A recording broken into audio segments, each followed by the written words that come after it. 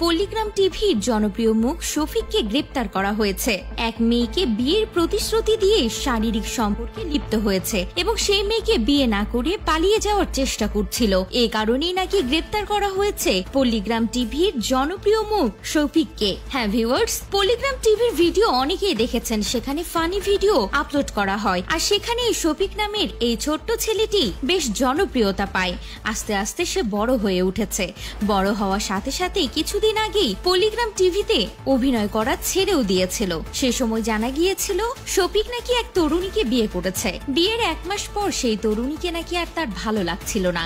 এই কারণেই নাকি সেই মেয়ের পরিবার থেকে মামলা দিয়েছে আর তাকে গ্রেপ্তার করা হয়েছে। এদিকে শোনা যাচ্ছে সেই মেয়েকে বিয়ের প্রলোভন দেখিয়ে দিনের পর দিন তার সাথে সম্পর্কে লিপ্ত হয়েছিল শফিক। এরপরে তাকে আর বিয়ে করতে রাজি হয় না। আর ঠিক এই কারণেই পুলিশ নাকি শফিককে গ্রেপ্তার করেছে। অনেকে এখন বলছে, কথাই বলে না বেশি পাকলে ঝরে পড়ে। এই তো কেবলই বড় হলো ছেলেটি, বড় হতে না হতে এত বড় কেলেঙ্কারিতে জড়িয়ে গেল। তো ভিউয়ার্স, এই শফিকের অভিনয় কি আপনারা দেখেছিলেন? তাহলে অবশ্যই কমেন্ট করে জানাতে ভুলবেন না।